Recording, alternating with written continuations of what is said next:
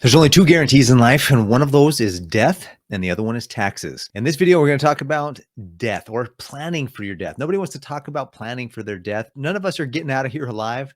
None of us are getting off this earth alive. So we got to plan for our death. And that's part of a financial plan. It's part of an estate plan. And this is one of the areas that I think most financial advisors out there forget about. At least in the firm that I worked for, there was not a lot of focus on estate planning and the importance of making sure that you were leaving a legacy behind and getting all of the paperwork, all of the steps, all of the mastermind group together to be able to create what you needed to create. So in this video, we're going to talk about estate planning and how to do it right. My name is Paris Clough, and this is Financial Self-Reliance. On this channel, we love to help people manage, protect, and grow their money. And I think estate planning is something that kind of encompasses all of those things. It really helps you manage properly, protect properly, and grow properly so that you can have the money that you want to be able to pass on to the next generation. Or if you don't want to leave money to your children or grandchildren, be able to leave that money to any charities or organizations that you really want to support and have grow after you're gone. Estate planning is kind of a morbid thing. You know, nobody wants to talk about their death or, talk about the different things that will happen after they're dead.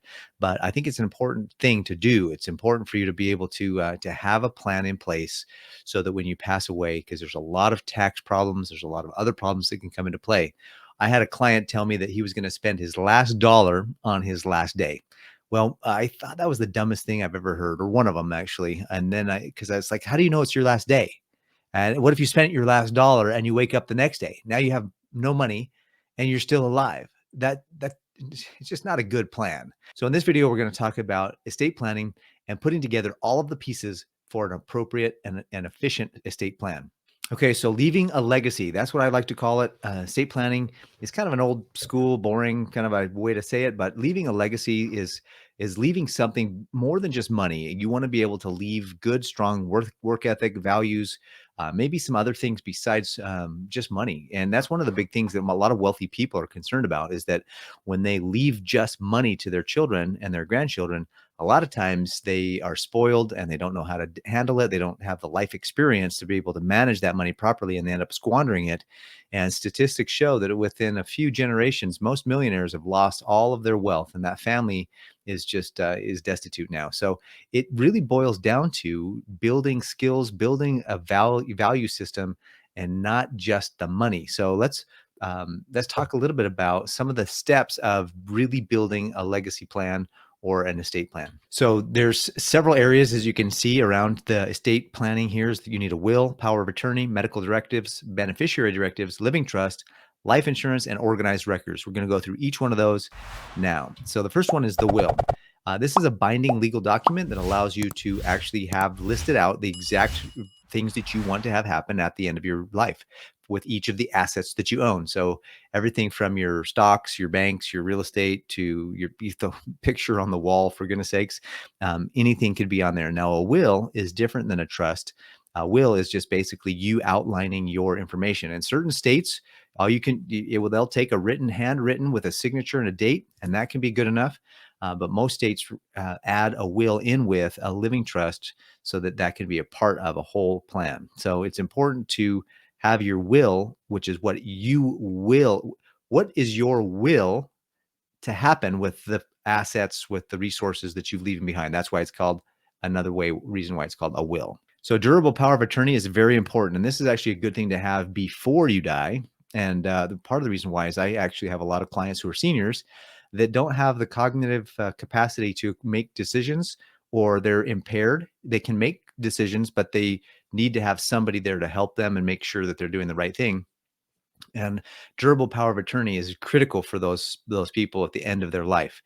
So if you're getting to the point where you might be suffering from some kind of mental cognition issues, you're going to want to get a durable power of attorney ASAP. And that way you can have a child or a grandchild that's there to make those decisions for you. I have power of attorney on my wife for medical decisions. She has power of attorney on me. And so that's kind of the one level of power of attorney, but then you can get that on your mom and dad, or you can have your children have that for you on there. Now you want to make sure that your kids love you and your kids like you, because they can make some bad decisions for you if you're not careful. So there's different powers of attorney. There's general power of attorney, There's medical power of attorney, there's financial power of attorney. So you have to really get specific what you want for that power of attorney, and then choose someone. Absolutely, down here, it's at the bottom here, choose someone that you trust. So medical directives are when you have a medical problem or a medical issue that comes up. Maybe you have an accident where you're in a vegetative state. You want to be able to make sure that you already know or written down what you want them to do. Pull the plug, keep me on life support. What is your desire? What do you want? And that's what a medical directive will allow. It will give you a clear guideline so that when your loved one who has medical power of attorney comes in to make those decisions, they can review what you would do or what you would want to know. And that's why it's important to have these discussions with your power of attorneys and with your children, frankly.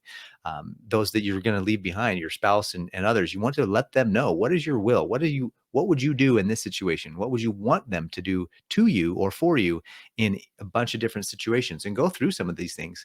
If you were in an accident where you were in a vegetative state, would you want them to pull the plug? Would you want them to keep you on life support? Would you want them to keep trying? If you were in a coma, would you want them to pull the plug, keep going, depending on what the doctor said? I mean, you've got to have some of these conversations. They're hard conversations, but they're necessary, because every one of us literally will end up in some situation. Whether we like it or not, we're going to end up at an end of life situation where we're going to need some help like this. Beneficiary directives are really important, especially if you have things like life insurance and bank accounts. Any financial instrument really is going to need to have listed clearly who the beneficiaries are, so that when you pass away, the bank or financial institution, the life insurance policy, the health insurance, whatever, who they know who to give the rest of the money to, or what's left over of the money. So if you have an investment account, 401k, IRA, anything like that, you're going to need to have your beneficiaries listed there so they know what to do. And that way the bank, when somebody reaches out to the bank and says, hey, by the way, so and so's passed away, I'm the beneficiary, they can look it up on the forms and say, oh, yep, sure, here you are right here. So we can definitely get you what you need to be able to help clear that account and get that money back to your families and the beneficiaries that you've actually chosen. Everything up to this point is basically been, if you have a beneficiary, that's something that you don't necessarily have to lawyer or an insurance agent for, but at your bank, you're definitely going to want to put that on the information on the paperwork. If you have a life insurance policy, you're going to want to definitely contact your life insurance agent to get that put on there. If you have an investment advisor, make sure that on all of your forms, you have all that listed there. Power of attorney has to be done with a lawyer. That's why it's a power of an attorney. That's why you have to have an attorney do that. It's a legal binding situation that you have to have a lawyer do for you.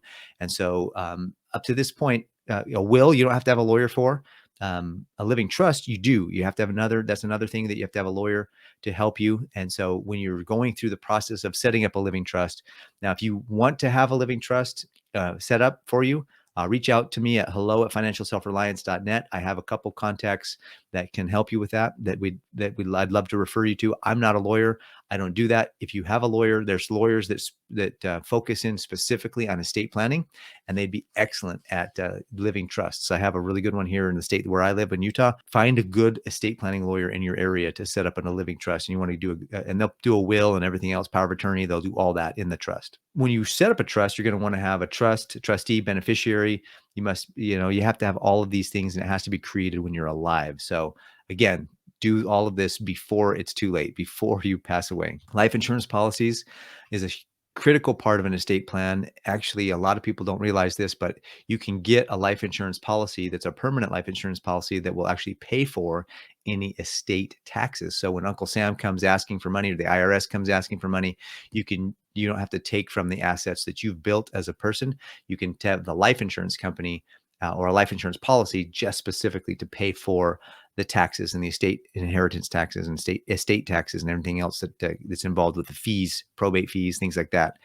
Usually one of the great reasons why you want to have a trust and a will is because you can avoid probate. And most people don't have to worry too much about probate issues, but probate can drag on for years if your estate is large enough, and it can be very expensive. So avoiding probate would be really good idea. And with a living trust and with appropriate, working with a good lawyer, you'll be able to get through and have a really clean, clear, crisp trust issue and estate planning program that you won't have to worry probably as much as others have. I've seen estate planning that, years. It's taken years to get through probate. So you don't want to send your family down that road. Trust me. The other thing that's really important is to have a CPA on hand.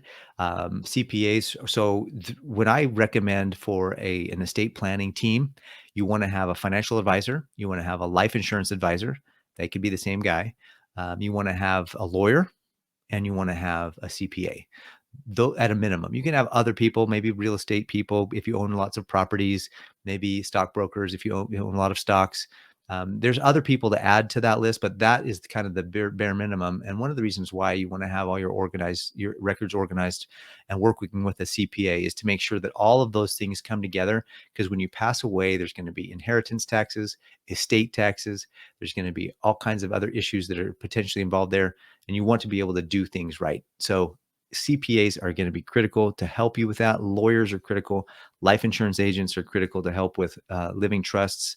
If you want to have some really powerful strategies, you need to have all of these people as part of your mastermind group as you're coming into this part of financial planning. It's not fun. Nobody really wants to talk about estate planning because that's your end of life. But it's so important. If you do this part right, I promise you, your kids and your grandkids are going to be so grateful. And by the way, if you do it right, you can actually set up programs and strategies where you can really build generational wealth, like the Rockefellers and the Rothschilds and the Kennedys and a lot of these big names that have had wealth that has been passed on from generation to generation. If you want to know more about some of those strategies for you personally, hit me up at hello@financialselfreliance.net, and I'll talk to you about some coaching opportunities that I have to share with you some specifics about your particular issue and your situation. I hope this video helps you understand the importance of putting together an estate plan and to get that estate plan process started as soon as possible. I'm in my, I've had a trust, a living trust, an estate plan for a lot of years, and I'm not even close to retirement or even close to end of life, but we never know when we're going to die. We never know we're going to pass on. So that's why it's important to get it done today, get it done as soon as possible. If you missed the last video I produced, you can catch it right here. Go ahead and subscribe to the channel up here and check out this video up here that YouTube thinks you might like. Till the next one, have a fantastic day.